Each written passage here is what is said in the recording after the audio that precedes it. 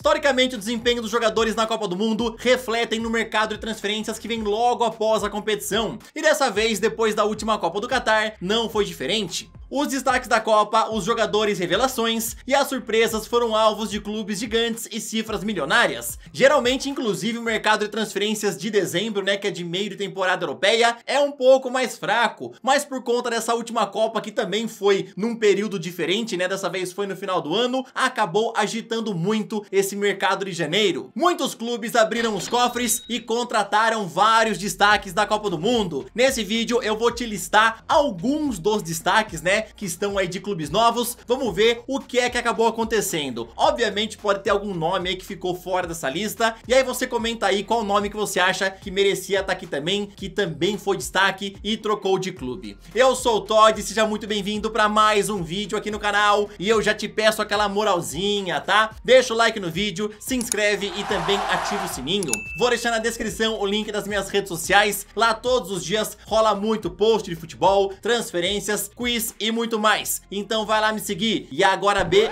Agora B não, E agora bora ver o que é que aconteceu com os principais destaques da última Copa. Aonde é que eles foram parar? E pra começar esse vídeo não poderia ser com outro jogador do que Enzo Fernandes, que foi eleito a revelação da Copa do Mundo. O jogador de 22 anos revelado pelo River Plate começou o Mundial no banco de reservas da Argentina e conquistou a vaga de titular ao longo do torneio. Enzo encantou os olhos do mundo todo, tanto que levou o prêmio de revelação. Desde então ele se tornou alvo dos gigantes europeus e no último dia da janela se tornou a contratação mais cara da história da Premier League, ultrapassando Jack Grealish, que era o dono desse posto. Chelsea desembolsou 121 milhões de euros pelo meio-campista, ou seja, mais de 665 milhões de reais. Com isso, ele tirou o jogador do Benfica e vale a pena lembrar que desse valor, 25% foram para o River Plate, que ainda detinha parte dos seus direitos. O Enzo Fernandes, inclusive, já fez a sua estreia lá no Chelsea, jogou mais de uma partida, e o que eu quero saber de vocês é o seguinte: vocês acham aí que a revelação da última Copa do Mundo vai conseguir repetir lá na Premier League, que é um campeonato muito competitivo, as boas atuações que teve no Benfica e também na seleção da Argentina? O que é que você espera de Enzo Fernandes lá na equipe do Chelsea? O holandês Cody Gakpo foi um dos destaques da Laranja Mecânica na campanha da Copa, até as quartas de final, onde tivemos aquele jogo emocionante contra a Argentina. O atacante de 23 anos pertencia ao PSV e era alvo do Manchester United desde antes da Copa do Mundo. Inclusive, depois da Copa, os Diabos Vermelhos intensificaram a negociação e ficaram muito perto de contratá-lo. Porém, o Liverpool passou na frente e acabou dando um balão nos Diabos Vermelhos e fechou a chegada de Cody Gakpo. O holandês aí custou bem mais barato que o Enzo Fernandes, ele custou cerca de 42 milhões de euros, ou então cerca de 232 milhões de reais. O Gakpo inclusive já fez aí a estreia lá no Liverpool, mas por enquanto ele não conseguiu repetir as ótimas atuações que estava tendo lá no PSV e também na seleção da Holanda, tá? Até o momento que eu estou gravando esse vídeo, ele ainda não marcou nenhum gol e não deu nenhuma assistência. A seleção de Marrocos encantou o mundo e foi a grande surpresa dessa Copa do Catar, sendo eliminada somente na semifinal pela seleção da França. Foi a melhor campanha de uma seleção africana na história das Copas do Mundo, e um dos grandes destaques da seleção foi o camisa 8 Azzedine Ounahi. O meio-campista comandou a seleção marroquina e despertou o interesse de clubes como, por exemplo, Barcelona, Leicester City e Napoli, mas o jogador de 22 anos no final acabou permanecendo na Liga Francesa, só que em outro clube. O Olympique de Marselha pagou um total de 10 milhões de euros à equipe do Angers, e logo na sua estreia, Ounahi já fez um golaço contra o Nantes e promete manter o nível que apresentou na Copa. O grandalhão da Holanda de 1,97 m, Wout Weghorst, brilhou no duelo contra a Argentina. Ele marcou os 2 gols da Laranja Mecânica, que empatou a partida em 2-2 e com isso levou o jogo para a prorrogação. Ele ainda foi alvo da provocação de Messi, que falou depois do jogo que miras, bobo. Final. Que mira, bobo. Weghorst tem 30 anos e pertence ao Burnley. Inclusive, ele estava emprestado ao Besiktas na época da Copa, mas depois do Mundial, o Manchester United foi atrás dele e fechou a contratação por empréstimo até o fim da temporada, onde o Besiktas recebeu dinheiro para liberá-lo. Weghorst já fez a sua estreia no Manchester United, jogou algumas partidas, mas até o momento marcou um gol, tá? Ele não é o atacante dos sonhos do Erik ten Hag, mas era uma boa oportunidade de mercado para essa última janela. temporada. Eu já falei pra vocês em outros vídeos, né, que o sonho do Erik ten Hag é contratar o Harry Kane no fim da temporada, ou então algum outro camisa 9 já consagrado no futebol. Por isso que o Weghorst não deve ser comprado em definitivo quando a temporada acabar, tá? Ele é uma espécie aí de tampão. Chegou agora só pra substituir o CR7, né, como atacante, e no fim da temporada deve voltar à equipe do Burnley.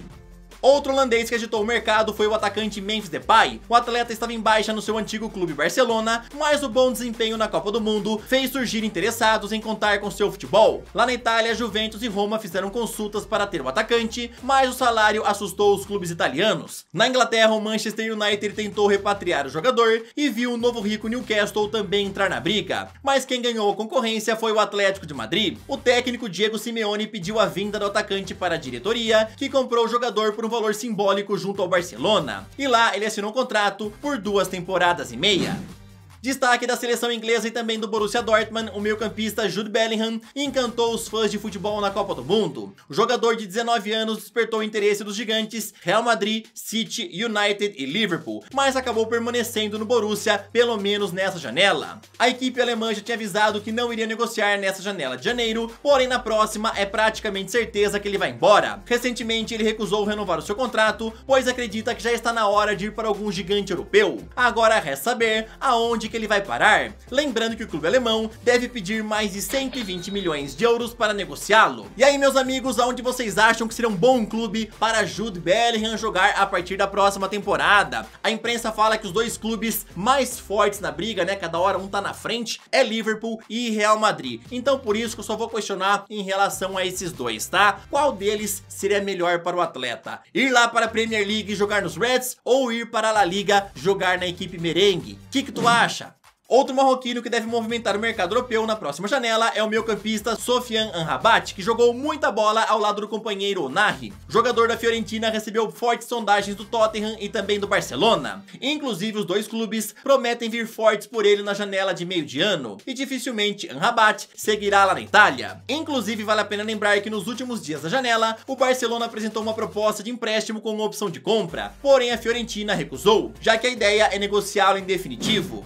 Mas um jovem argentino que brilhou na Copa do Mundo foi o atacante Julián Álvares. Assim como Enzo Fernandes, ele também começou no banco de reservas, mas tomou a condição de titular e ainda marcou 4 gols na Copa. O atacante pertence ao Manchester City e é reserva de Erling Haaland. Guardiola fala nas entrevistas que os dois podem jogar juntos, mas dificilmente ele escala a dupla ao mesmo tempo. O rival Manchester United sempre monitorou a carreira de Álvares desde os tempos de River Plate, assim como a equipe do Real Madrid. Caso Álvares não consiga se firmar como titular no Manchester City até o fim da temporada, pode ser que ele pense numa transferência, já que ele jogou muita bola na Copa do Mundo e é esperado muito dele lá no futebol europeu, né? Vários clubes monitoram a situação e caso ele realmente não consiga se firmar como titular, não tenha tantos minutos, podem chegar boas propostas. Times aí oferecendo mais tempo de campo do que o Manchester City. Vamos ver o que é que vai acontecer com Álvares, mas a gente sabe que o moleque é bom.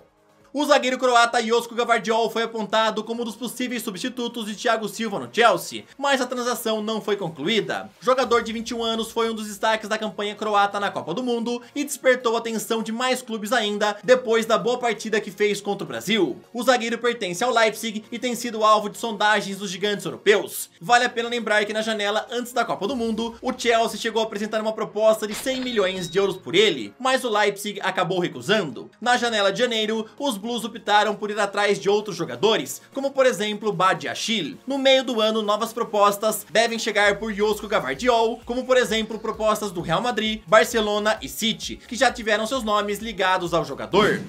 O paredão croata Livakovic é outro que jogou muita bola na Copa do Mundo. O goleiro pegou tudo e mais um pouco contra a seleção do Brasil e foi um dos grandes responsáveis pela campanha da Croácia. Já com 28 anos, o jogador está no Dinamo de Zagreb e nunca atuou fora do país croata. Recentemente, o goleiro entrou na mira do Bayern de Munique, mas não chegou uma proposta oficial. Aí o Bayern contratou Jan Sommer para o lugar de Manuel Neuer. O Dinamo de Zagreb já sinalizou que provavelmente venderá o goleiro no fim da temporada, em caso de chegar uma boa proposta.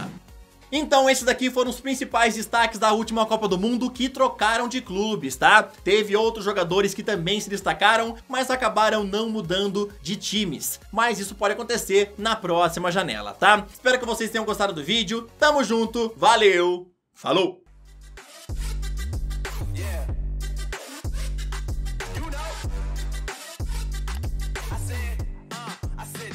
it's gonna be a